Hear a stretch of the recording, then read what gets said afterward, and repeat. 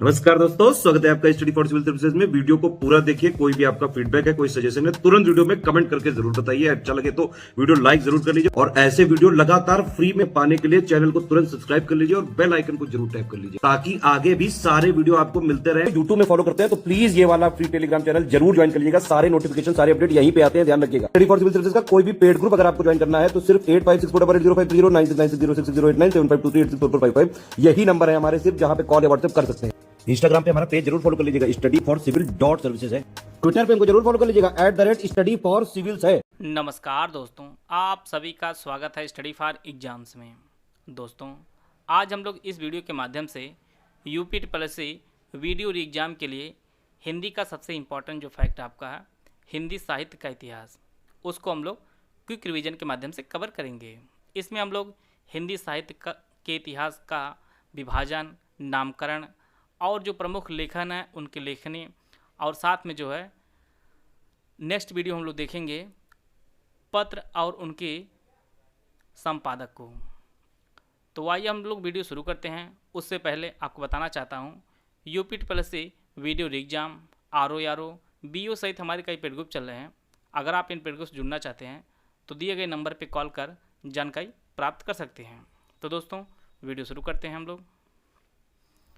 हिंदी साहित्य का काल विभाजन को सबसे पहले देखेंगे। हिंदी साहित्य को टोटल 4 भागों में विभाजित किया गया है। पहला आपका आदिकाल है, जिसे हम लोग वीरगाथा काल के नाम से भी जानते हैं। दूसरा आपका पूर्व मध्यकाल, जिसे भक्ति काल का नामकरण दिया गया है। उत्तर मध्यकाल, जिसे हम लोग रीत काल के नाम जानते हैं। और चौथा आपका आधुनिक काल या गद्य काल है। तो इस प्रकार हिंदी साहित्य के इतिहास को टोटल 4 भागों में विभाजित किया गया है। यहाँ पर इसके समय को बताया गया है। वीरगाथा काल का जो समय बताया गया वह संवत 1050 से 1375, भक्ति काल 1375 से लेकर 1700, रीतिकाल का जो समय बताया गया वह संवत 1700 से लेकर 1900, और आधुनिक काल का जो समय बताया गया है वह 1900 से लेकर अब तक बताया गया है। तो यह विभिन्न विद्वानों द्वारा विभिन्न इसका काल विभाजन किया गया है, लेकिन जो सबसे अधिक मान्य है वह आपका यही है। आइए हम लोग हिंदी साहित्य के नामकरण को देख लेते हैं। विभिन्न विद्वानों ने विभिन्न नामकरण किया इसका। चारण काल जो नाम दिया है वह ग्रियर्सन ने दिया है। वीरगाथा काल जो नामकरण किया है वह आचार्य रामचंद्र शुक्ल जी ने किया है। सिद्ध सामंत काल का जो नामकरण वह राहुल सांकृत्यायन ने दिया है। प्रश्न आपकी परीक्षा में सीधे पूछेगा कि हिंदी साहित्य का वीरगाथा काल नामकरण किसने किया है, तो आपका आचार्य रामचंद्र शुक्ल ने किया है। इसी प्रकार से बीज वपन काल महावीर प्रसाद द्विवेदी ने किया है। आदिकाल का जो नामकरण है वह हजारी प्रसाद द्विवेदी द्वारा दिया गया है। संधि काल एवं चरण काल ये डॉक्टर रामकुमार वर्मा ने इसका नामकरण किया है। अलंकृत काल मिश्र बंधुओं ने इसका नामकरण किया है, और मिश्र बंधुओं में आपका श्याम बिहारी, गणेश बिहारी और सुखदेव बिहारी आते हैं। इनको आप लोग नोट कर लीजिएगा। और श्रृंगार काल का जो नामकरण है वो आपका पंडित विश्वनाथ प्रसाद मिश्र ने किया है। इस प्रकार जो है हिंदी साहित्य के नामकरण को भी हम लोग कवर कर लिए हैं। अगला आपका है आदिकाल की प्रमुख रचनाएं कौन कौन सी है और इसकी रचना किसने की है, उसको हम लोग देख लेते हैं। सबसे जो फेमस पुस्तक आपकी है वो आपकी पृथ्वीराज रासो है, और इसकी जो रचना है वो चंद्र बरदाई ने की है। खुमार रासो की रचना दलपति ने की है। बीसल देव रासो की रचना नरपति नाल ने की है, और काफ़ी फेमस आपका आल्हखंड है, और इसे जगनकी ने इसे लिखा है।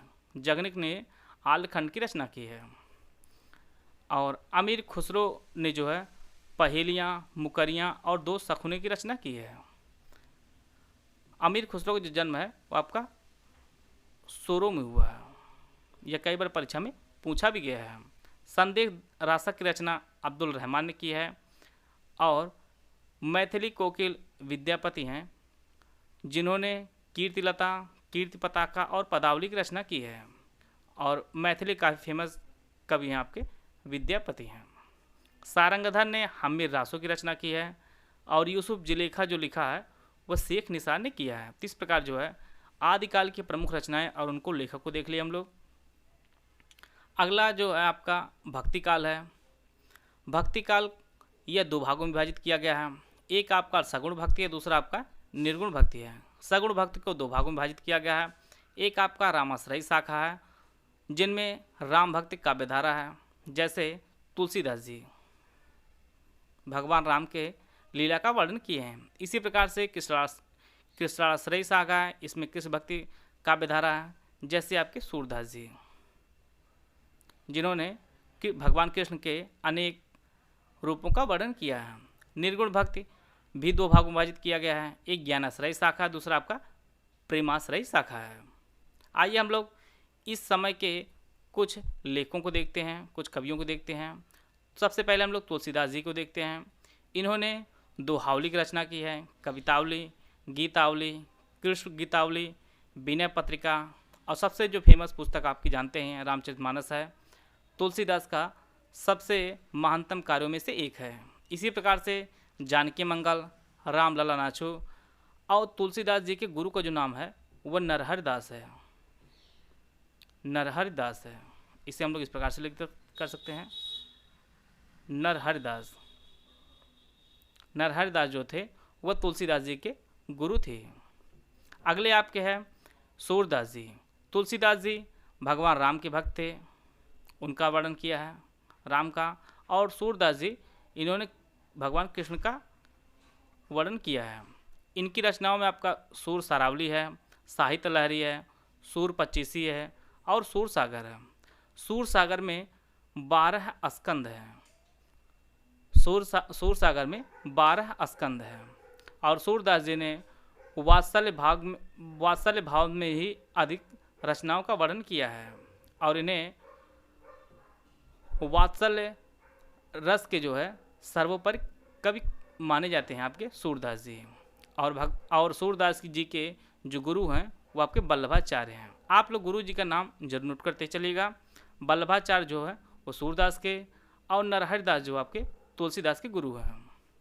अगले जो कवि आपके नंददास जी हैं, इन्होंने रास पंचाध्यायी की रचना की है। नंददास ने रास पंचाध्यायी की रचना की है। रस खान जो कृष्ण भक्ति के कवि थे, इन्होंने सुजान रस खान और प्रेम वाटिका की रचना की है।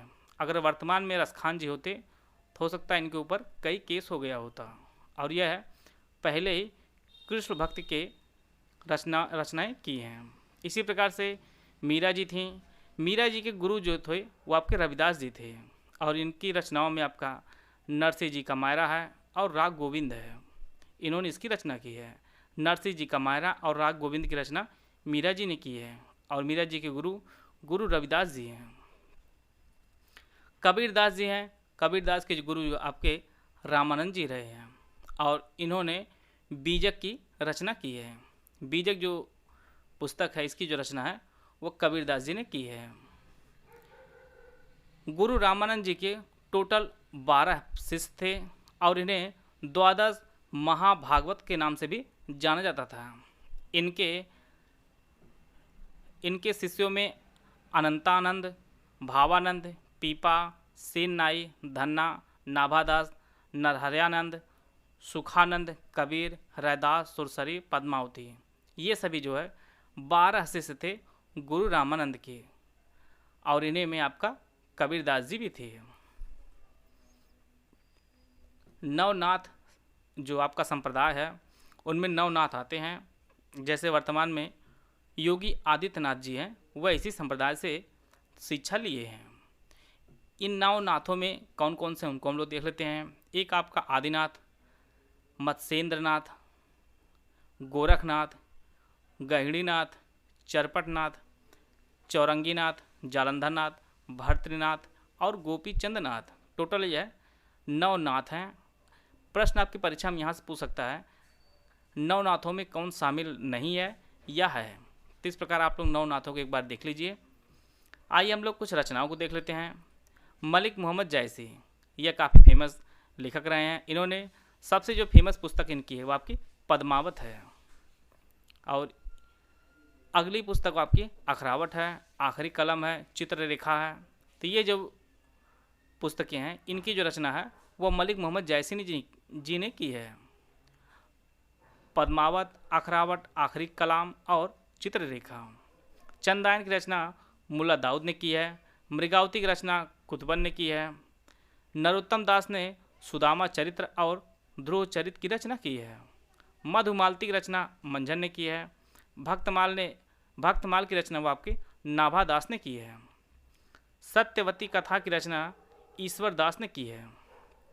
और काफ़ी फेमस जो लेखक रहे हैं केशव दास जी, इन्होंने कवि प्रिया, रसिक प्रिया, रामचंद्रिका और विज्ञान गीता की रचना की है। इनको आप लोग जरूर नोट कर लीजिएगा, केशव दास जी, इनकी रचनाओं को कई बार परीक्षा में पूछा गया है। कवि प्रिया, रसिक प्रिया, रामचंद्रिका और विज्ञान गीता। सबसे इंपॉर्टेंट फैक्ट आपके रामचरितमानस से है। रामचरितमानस टोटल 7 कांड है और इसे अवधी भाषा में गोस्वामी तुलसीदास जी ने लिखा है। और इसका जो लेखन कार्य शुरू किया गया था वो वर्ष 1574 में शुरू किया गया था। रामचरितमानस टोटल 7 कांड हैं, उनको हम लोग देख लेते हैं। पहला आपका बाल कांड, अयोध्या कांड, अरण्य कांड, किष्किंधा कांड, सुंदर कांड, लंका कांड और उत्तर कांड। यह टोटल आपके 7 कांड है। फिर इसके बाद हम लोग देखते हैं सबसे छोटा कांड कौन सा, सबसे बड़ा कांड कौन सा। बाल कांड जो है यह सबसे बड़ा कांड है और किष्किंधा कांड आपका सबसे छोटा कांड है। तो इस प्रकार हम लोग रामचरितमानस से इंपॉर्टेंट जितने फैक्ट थे उनको हम लोग कवर कर लिए हैं। अगला जो इंपॉर्टेंट फैक्ट है आपका अष्टछाप की स्थापना। अष्टछाप में कौन कौन शामिल था, इसकी स्थापना कब हुई थी, किसने की थी, इनको हम लोग देखेंगे। अष्टछाप की जो स्थापना है वह 1565 में हुई थी और इसे श्री वल्लभाचार्य जी और उनके पुत्र विट्ठलनाथ जी ने मिलकर इसकी जो है स्थापना की थी 1565 में। अष्टछाप की स्थापना, इसमें जो है वल्लभाचार्य जी के 4 शिष्य थे और विट्ठलनाथ के भी 4 शिष्य थे। इन 8 लोगों को हम लोग देख लेते हैं। वल्लभाचार्य जी के शिष्यों में कौन कौन शामिल थे, वो आपके सूरदास थे, कुंभन दास थे, परमानंद दास थे और कृष्णदास थे। यह जो 4 शिष्य हैं यह वल्लभाचार्य जी के शिष्य थे। दूसरे आपके गोस्वामी विट्ठलनाथ के शिष्य थे, उनमें आपका गोविंद स्वामी हैं, नंददास हैं, छीत स्वामी और चतुर्भुजदास। टोटल जो है यह 8 लोग थे और इन्हीं के मिलाकर आपके अष्टछाप की स्थापना 1565 में वल्लभाचार्य और उनके पुत्र विट्ठलनाथ द्वारा की गई थी। यह आपका वीडियो जो एग्जाम होने वाला है, एक नॉर्मल जो हिंदी साहित्य के प्रश्न पूछे जाएंगे। आपको टीजीटी पीजीटी लेवल की तैयारी नहीं करनी है, बेसिक चीज़ें आप लोग नोट करते चलिएगा और इस वीडियो के माध्यम से आपको वह सभी चीज़ें करा दी जाएंगी। तीसरा जो है हिंदी साहित्य का पार्ट आपका रीतकाल है। रीतकाल को 3 पार्टों में विभाजित किया गया है। एक आपका रीतबद्ध है, दूसरा आपका रीतमुक्त, तीसरा आपका रीत सिद्धि है। आइए हम लोग देख लेते हैं कौन कौन कवि किस काल में आते हैं। रीतिबद्ध में केशवदास जी हैं, मतिराम है, भूषण है, पद्माकर है और देव, ये सभी जो है रीतिबद्ध कवियों के अंतर्गत आते हैं। दूसरे आपका रीतमुक्त है, इसमें आलम है, घनानंद है, बोधा और ठाकुर आते हैं। और रीत सिद्ध में आपके कवि बिहारी आते हैं। कवि बिहारी जो है ये आपके रीत सिद्ध में आते हैं। तो रीत काल को 3 भागों में विभाजित किया गया है, रीतबद्ध, रीतमुक्त और आपका रीत सिद्ध। परीक्षा में सीधे प्रश्न पूछेगा कि कौन इसमें रीतिबद्ध के कवि हैं या रीतमुक्त के कवि हैं, तो आप लोग इनको नोट कर लीजिए। रीतबद्ध के केशवदास, मतिराम, भूषण, पद्माकर और देव हैं। रीतमुक्त में आलम, घनानंद, बोधा, ठाकुर हैं और कवि बिहारी जो आपके रीत सिद्धि में है। केशवदास ने रसिक प्रिया और कवि प्रिया लिखी से पहले बताया गया है। बिहारी लाल जो काफ़ी इंपॉर्टेंट आपके लिए परीक्षा के लिए हैं, यह जो है राजा जयसिंह के दरबारी कवि थे बिहारी लाल, और इन्होंने बिहारी सत्सई की जो है रचना की है और इन्होंने सिर्फ एक रचना करके जो है यह अमर हो गए हैं। बिहारी लाल जी जो काफ़ी फेमस रचना है बिहारी सत्सई। इसी प्रकार से भूषण कवि हैं, इन्होंने शिवा बावली, छत्रसाल दशक, शिवराज भूषण, इन तीनों की रचना की है भूषण ने। मतिराम ने ललित लाम और रसराज की रचना की है। रसराज और ललित लाम की रचना मतिराम ने की है। अब बात करते हैं हम लोग आधुनिक काल की। आधुनिक काल को भी कई भागों में विभाजित किया गया है। भारतेंदु युग, द्विवेदी युग, छायावादी युग, प्रगतिवादी युग, प्रयोगवादी युग और नई कविता, इसके लिए काल निर्धारण किया गया है। भारतेंदु युग का आपका 1850 से लेकर 1900 बताया गया है। द्विवेदी युग का 1900 से 1920, छायावादी का 1920 से 1936, प्रगतिवादी का 1936 से 1943, प्रयोगवादी का आपका 1943 से 1950।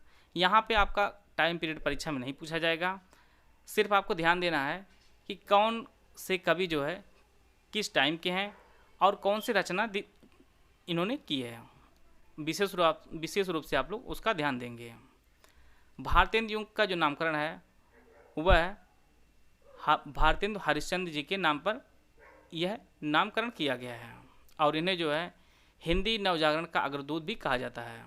और भारतेंदु युग को जो है नवजागरण काल भी कहा जाता है। और भारतेंदु हरिश्चंद्र को आधुनिक हिंदी साहित्य के जनक के रूप में भी जाना जाता है। भारतेंदु हरिश्चंद्र जी ने कवि बच्चन सुधा, हरिश्चंद्र मैगनीज और हरिश्चंद्र पत्रिका का भी संपादन किया है। और साथ में प्रेम सरोवर और प्रेम फुलवारी की भी रचना की है। भारतेंदु युग के कुछ लेखकों के नाम हैं। इनमें आपका प्रताप नारायण मिश्र जी हैं, बद्री नारायण चौधरी प्रेमघन जी हैं, जगमोहन सिंह हैं, राधा चरण स्वामी हैं। ये सभी जो है भारतेंदु युग के लेखक रहे हैं। बद्री नारायण चौधरी प्रेमघन द्वारा जो है संपादित पत्रिका का जो नाम है वो आपका आनंद कादम्बनी है। आनंद कादम्बनी पत्रिका का जो संपादन है वो बद्री नारायण चौधरी प्रेमघन जी करते थे। इसी प्रकार से ब्राह्मण पत्रिका का जो संपादन है वह प्रताप नारायण मिश्र द्वारा किया जाता था और यह कानपुर से छपती थी। और इसके अलावा प्रताप लहरी की जो रचना है वो प्रताप नारायण मिश्र ने ही की है। यह काफ़ी इंपॉर्टेंट पत्रिका, इसको जरूर नोट कर लीजिएगा। कहाँ से प्रकाशित होती थी? कानपुर से। और इसका जो संपादन है वह प्रताप नारायण मिश्र द्वारा किया जाता था। और भारतेंदु हरिश्चंद्र जी जो है वह शिव प्रसाद सिंह सितारे हिंद को अपना गुरु मानते थे। और जैसा कि हम लोग जानते हैं कि भारतेंदु हरिश्चंद्र जो है यह आधुनिक हिंदी साहित्य के जनक कहे जाते हैं। अगला आपका है द्विवेदी युग के कवि और उनकी रचनाएं। द्विवेदी युग नामकरण किया गया है वह आचार्य महावीर प्रसाद द्विवेदी के नाम पर इसका नामकरण किया गया है। और इन्होंने वर्ष 1903 में सरस्वती पत्रिका का संचालन जो है वह शुरू किया था। यह कई बार परीक्षा में पूछा गया, इसको आप लोग नोट कर लीजिएगा। सरस्वती पत्रिका का संचालन इन्होंने 1903 में करना शुरू किया था। द्विवेदी युग में कुछ प्रमुख लेखक रहे हैं। इनमें आपका मैथिली शरण गुप्त हैं, अयोध्या सिंह उपाध्याय हरिऔध हैं, श्रीधर पाठक हैं और रामनरेश त्रिपाठी। यह प्रमुख लेखक हैं आपके द्विवेदी युग के। आइए हम लोग कुछ रचनाओं को देख लेते हैं इनके। मैथिली शरण गुप्त के जो सबसे फेमस रचना आपकी साकेत है। इसके बाद आपका यशोधरा, द्वापर, भारत भारती, जय भारत, पंचवटी, झंकार और जयद्रथ। इन सभी रचनाओं की जो रचना है वह मैथिली शरण गुप्त जी ने ही की है। रामनरेश त्रिपाठी ने स्वप्न की रचना की है, पथिक की है और मिलन। इन तीनों की रचनाएं रामनरेश त्रिपाठी ने की है। माखनलाल चतुर्वेदी ने समर्पण और युगचरण की रचना की है। महावीर प्रसाद द्विवेदी ने स्वयं काव्य मंजूषा और सुमन की रचना की है। श्रीधर पाठक हैं, ये कई बार परीक्षाओं में पूछा भी गया है, कश्मीर सुषमा। इसकी जो रचना है वह श्रीधर पाठक ने की है। अयोध्या सिंह उपाध्याय हरिऔध ने जो काफ़ी फेमस पुस्तक है महाकाव्य आपका प्रिय प्रवास है। प्रिय प्रवास की जो रचना है वह हरिऔध ने की है और इसे हिंदी खड़ी बोली का प्रथम महाकाव्य भी कहा जाता है। और इसके अलावा रस कलश, चोखे चौपदे, वैदेही बनवास, इन सभी रचनाओं की जो रचना है वह हरिऔध ने की है। आइए अगला हम काल देखते हैं हम लोग छायावाद। छायावाद के त्रयी जो माने जाते हैं वह जयशंकर प्रसाद जी, पंत और निराला को माने जाते हैं। अगर प्रश्न आपकी परीक्षा में पूछता है कि छायावाद के त्रयी कौन माने जाते हैं तो आपके जयशंकर प्रसाद, सूर्यकांत त्रिपाठी निराला और सुमित्रानंद पंत को माने जाते हैं। अगर छायावाद के 4 स्तंभ पूछता है आपकी परीक्षा में, 4 स्तंभ में कौन कौन शामिल हैं तो इनमें आपका जयशंकर प्रसाद जी, सूर्यकांत त्रिपाठी निराला, सुमित्रानंद पंत और महादेवी वर्मा जो है, इन चारों लोगों को छायावाद के 4 स्तंभों में शामिल किया जाता है। 1918 से 1936 के समय को जो है छायावाद काल का युग कहा जाता है। और पहली बार छायावाद को जो नामकरण का जो श्रेय है वह मुकुटधर पांडे जी इसका नामकरण करते हैं।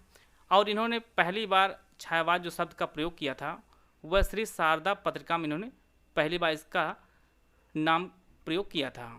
तो इन्हें जो है नामकरण करने का श्रेय मिलता है मुकुटधर पांडे को छायावाद का। आइए हम लोग छायावाद के कुछ प्रमुख लेखक और लेखिकाओं को देख लेते हैं। सबसे पहले महादेवी वर्मा जी को। इन्हें आधुनिक मीरा कहा जाता है। महादेवी वर्मा को आधुनिक मीरा कहा जाता है और इनका जो जन्म है वो फर्रुखाबाद में हुआ था। यह फैक्ट आप लोग नोट कर लीजिएगा, कई बार परीक्षाओं में पूछा भी गया है। इनकी रचनाओं में निहार, रस्म, नीरजा, यामा, दीपशिखा, अतीत के चलचित्र और स्मृति की रेखाएं हैं। सबसे जो इम्पोर्टेंट आपकी इसमें यामा रचना है और यामा रचना के ही कारण रचना के लिए जो है इन्हें वर्ष 1982 में ज्ञानपीठ पुरस्कार प्राप्त हुआ था और यह है हिंदी में पहली बार किसी महिला द्वारा ज्ञानपीठ पुरस्कार प्राप्त की थी।